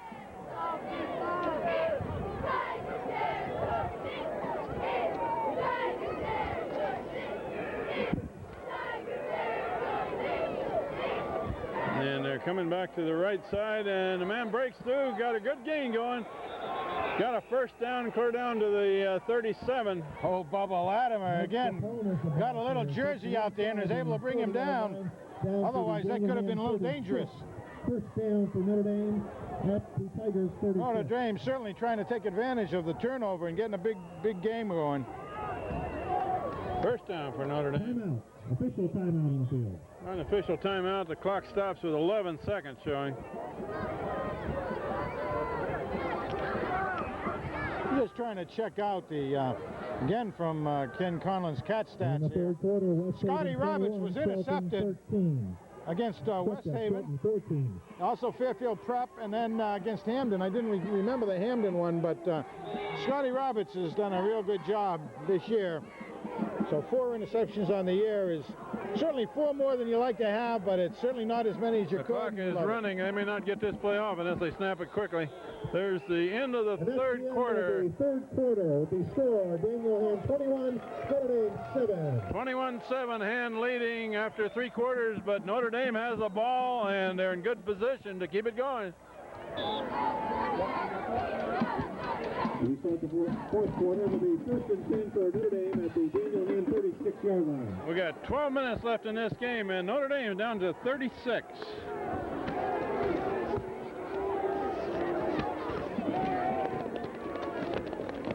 Quarterback looking to throw, and he's throwing across the middle. Whoa. Incomplete pass. 2 handmen ran into each other, but it was well covered. Kingsley and Latimer out on the job that time. Number 7 certainly is their go-to man for Notre Dame. He's been the one that's always been the target, I believe. 2nd and 10 for Notre Dame. Had that one well covered. Yeah, just keep checking your focus. And knows the time is getting short on Notre Dame, and they're going to have to speed up their tempo a little bit. and mix the plays up. Probably a little bit more in the air, but certainly mix them up to try to get handoff and off guard. Split backfield here, and they're going to run to the right. And a man breaks through with a pretty good gain. Yep. Almost down to the 30. Hunter Morris doing a nice job with one arm tied behind his back almost. That running back, number 46, Grappone, he's the big guy we talked about, 6 foot, 214 pounds, and he's a load to take down at any level. 3rd and 4 for Notre Dame. Hunter Morris making a tackle with one arm. He's got a big cast on that left hand with a broken bone in the back of his hand, and he can't even grip anything with that hand. I understand he has a hard time doing his homework. At least that's his excuse. It's an option play. Quarterback going to keep coming to the left. Bang. Still going inside the 25. First down. Yep. First down. Needed 4 yards. He gained about 5 or 6. Nice move by a very athletic quarterback, and Notre Dame has a way of doing that as well. Getting some pretty good quarterbacks year in and year out, Kent. If Notre Dame can take this down and put it in the end zone, this is a ball game. It's a scrapper. We're early in the 4th quarter. Hand is leading by 2 touchdowns, but that's a little bit in jeopardy right here. They're almost into the red zone, as they call it. Notre Dame's got receivers to the right, and quarterback keep, and he gets to the 20. That ball is a little bit vulnerable the way the quarterback was carrying it there. I wonder if the hand players will pick up on it. Suppies and Alting and Kingsley, of course. Yep. They pick up on about 3, 2nd and 7. 3-yard gain to the 20 now. I don't know. And Notre Dame is playing power football against Hand right now with those big guys in the line. And they are. They're really trying to wear Hand down. A little bit of double tight end set here. Yeah. Put 2 men on a block. All that quarterback sort of rolling, looking to throw. There's a man out there. Overthrown. T.J. Naylor on the coverage at the goal line. You know, that really was a pretty good overall pass. A little bit long, but not bad. The running back seemed like he just didn't, coming out of the backfield, just didn't have enough speed on him. Oh, that was a tight end, actually. I'm sorry. He really should have had that, and he had the size over Naylor as well, so that was a dangerous one. And dodged the bullet. Notre Dame put a lot of blocking ahead of the quarterback on that. Beautiful pass. Pocket. Nice moving pocket, too. You got the little guy, number 2 there, the tailback. 2 receivers to the right, and now motion to the right, and there. That was a movement. Notre Dame moved early. Big left tackle moved early, and Zach Suppies came across to meet him to make sure the referee saw it. 251 pounds of tackle moving out there. I guess he decided he had to get his poetry in motion a little bit, huh? The coach will give him poetry in motion, I'm sure of that. And he comes out immediately. Oh, dear. He's got to go face the coach, right? Got to go face the coach. He's a senior. So 3rd down and about 13 for Notre Dame at the 25. Probably another pass play. They're loaded high, strong to the right. They're going to throw to the right. The man over there receives the ball. Man. Oh, I thought the ball was a foot. I thought I saw the ball go down. Short of a first down, but a good gain. Nice play, actually. A lot of good protection for the quarterback. Much as the hand players tried hard to get in there. Frank, this is a 4th down coming up. Oh, absolutely got to go for it. No question about it. 16-yard line. He needs about 3.5, 4 yards for a first down. Well, the temptation would be to go for all the marbles here, but I'd try to put it in the hands of number 46 if he's in the game.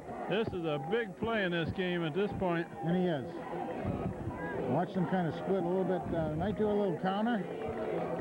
They do. They're going to run to the right. He might have it. And it looks like he's got it. No, wait a minute. Or they marked it, I'm not sure. I don't think so. Oh, they marked it short. He hit his knee down at about the 14-yard line, so Hand takes over on down. You know, he tried to spin and leap across the first down marker, and one of the Hand players, as the man was starting to spin, actually just drive his momentum against him and kept him from going in. Nice job. Did not see who did that, so an anonymous play by one of the Hand Tigers. So we got 9:12 left in the game. Hand with the ball back at the 14, but they stopped Notre Dame's drive, at least temporarily. Pitch wide to Anderson, and Anderson is running right and brings it up across the 20 to the 22. That's a pretty good gain. About a 7-yard gain. Well, 8-yard gain. About an 8-yard gain. To the ball carry goes around right in behind key block by Ryan Cooper now. Wow, this is going to be get the ball in a back's hands and let him run. Sean Manley, look at that. Sean Manley is in the backfield. Offset. They're just going to feed it to Anderson, I think, and let him follow Manley, and that's exactly what they do. Dan Anderson takes it to the 25, and they should have a first down there. Boy, oh boy. First down for the Tigers at the 25. Wow, that's hand football. Dan got the ball at the 14. We're down to 8.5 minutes left. They would love to march it all the way down and punch it in the end zone. The main thing is if they march it all the way down the field, they'll use most of that clock.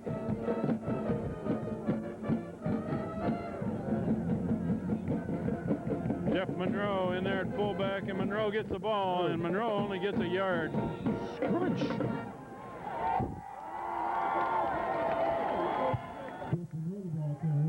Andy Elting blocking ahead of him.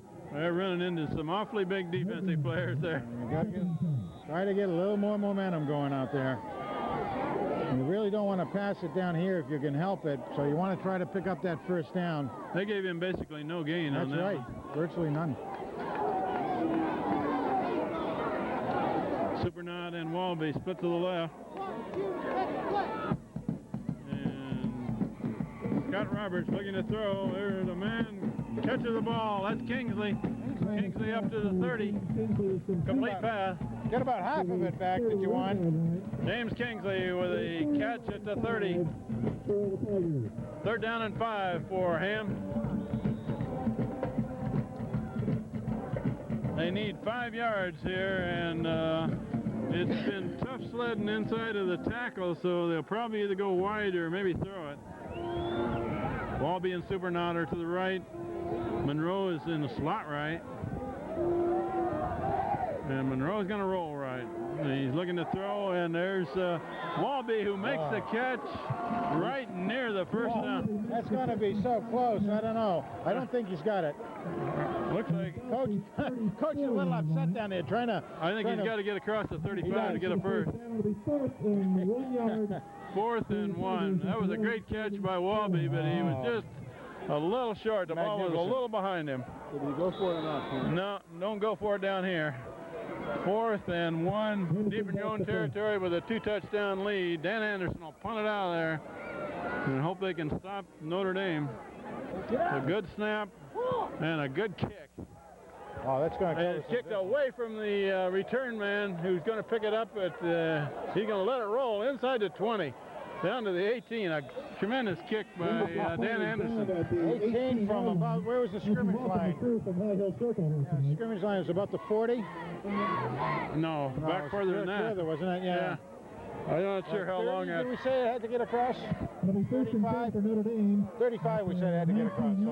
We're trying to figure out how long that punt was with the roll. It was a tremendous punt. I got about 45 yards, I think. Once again, a reminder that the boys and girls soccer teams will be in action tomorrow night at Guilford, their arch nemesis. It's a chance for the boys to knock off the #1 team in the country, the Guilford team. Notre Dame starts at the 18. We have 6 minutes left in the game. The girls also have revenge in And Hand has a 2-touchdown lead. And they will throw a lot, but here this is a misdirection and a good run, about a 12-yard run, first down for Notre Dame. Yeah, and you know, Notre Dame took advantage of the size in their blockers that time to get out there. Andy Elting makes the tackle finally, but that's about a 14-yard gain. And Andy comes out Too with big a chunks. They need to stop him a little short you of that. sure do. Sure do. You can get down the field in a hurry that way. That was Looks sort like of a a pass. counter play that time. The flow went one way and the handoff went to a man coming back the other way. Number one receiver's out here on the left. And the quarterback throws to the far side. Hunter Morris has a hold of him. It's a complete pass, short of a first down. Little flat pass like that is effective. You can get a few yards on it. Six-yard gain. Also a little bit dangerous, too. 6 on the play. It opens you up a little bit for an interception on that one. Hunter Morris had the coverage there, and Hand really needs to play tough defense as we get down to 5 minutes left.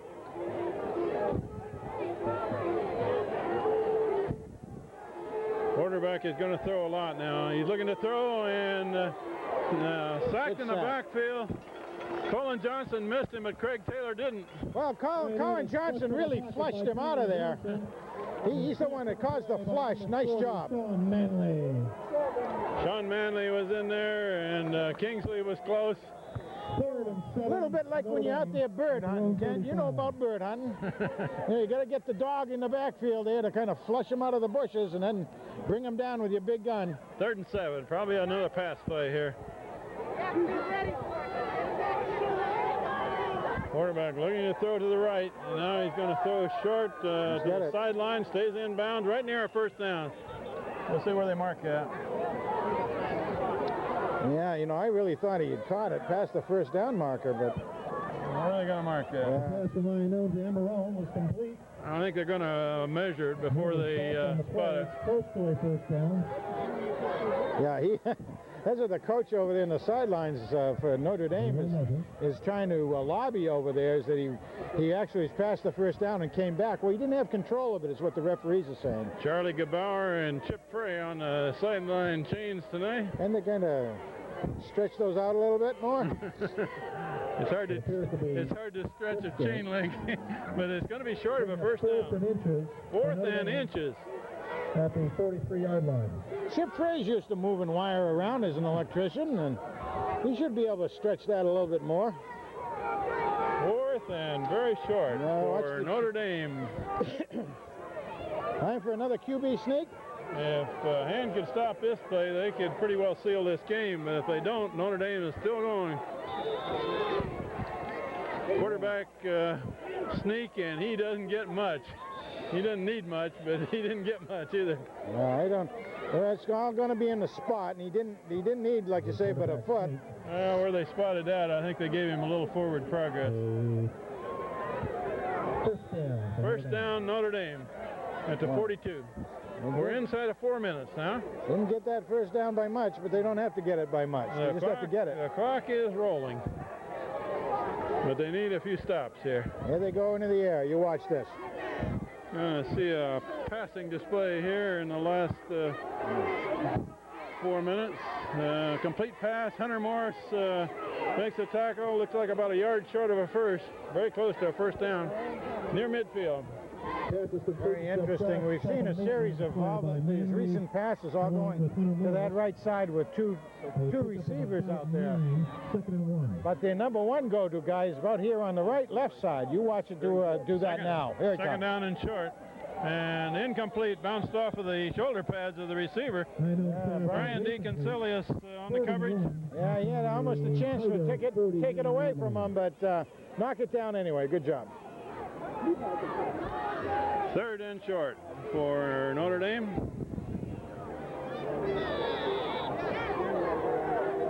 A reminder that Hand's next game is next week at North Haven at 7 p.m.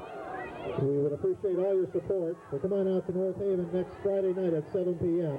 Notre Dame, 2 receivers to the left, 1 to the right. 3rd down play, and they're going to run it to the right and gain the first down.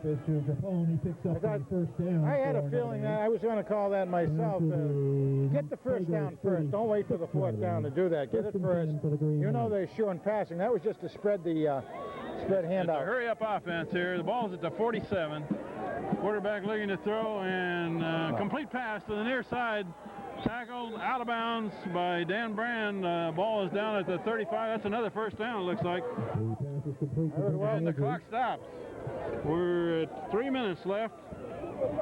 Notre Dame needs 2 scores, but if they get a quick one here, we still got a game. You betcha, because they immediately go for a, you know, for an onside kick. 35. Probably the biggest thing there was that they let the kid get out of bounds. First down, Notre Dame at the 35.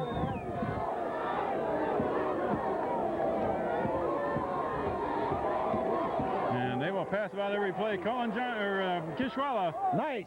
Kishwala was right on the quarterback, and Kingsley was covering the receiver. That's what you call a hurry, causing the quarterback to hurry the ball. Nice job by Special K, and also good coverage by Kingsley on the short man coming out of the backfield to knock it down. That's about as fast as I've seen Kishwala move all year, Frank. He was really in on the quarterback. Oh, nice job. Yeah, he's usually the guy just taking on the multiple blockers down there, but he saw them all rolling off to his left, gave him an opening to come after it. He was a little surprised, I think. We got Hunter Morris and Jeff Monroe protecting the corners. 2 receivers to the right, the wide side of the field for Notre Dame. Quarterback looking to throw, and now he steps up going left, and incomplete. Oh, that's interesting. I think the quarterback, I think, expected the receiver to keep on going down the sidelines, whereas he actually started to cut on a post pattern in towards the center. So, like I say, it looked like that the quarterback was throwing to a position. Thank goodness there was nobody there, though, huh? 3rd and 10 at the 35.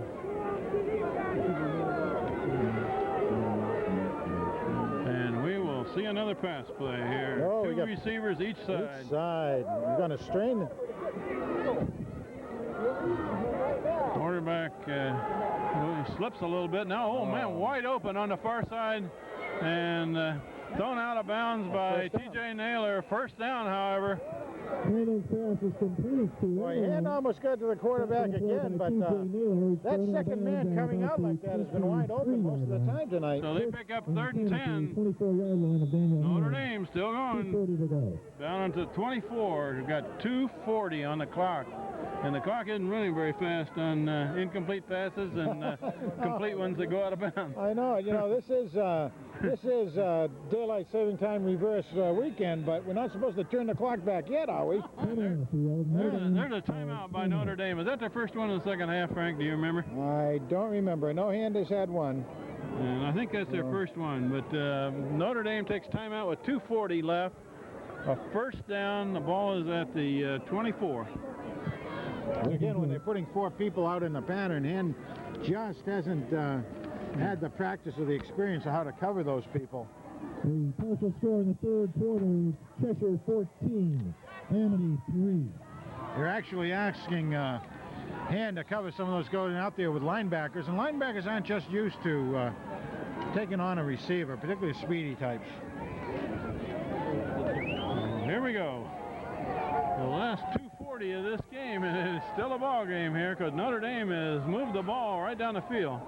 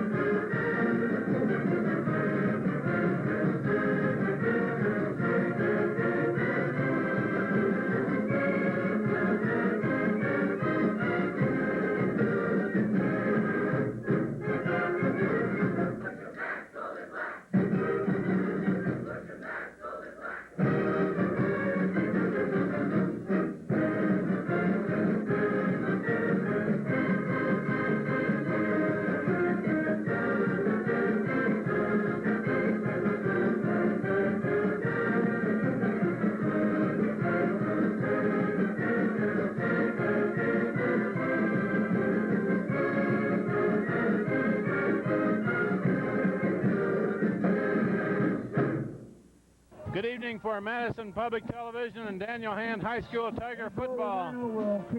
Tonight's game is against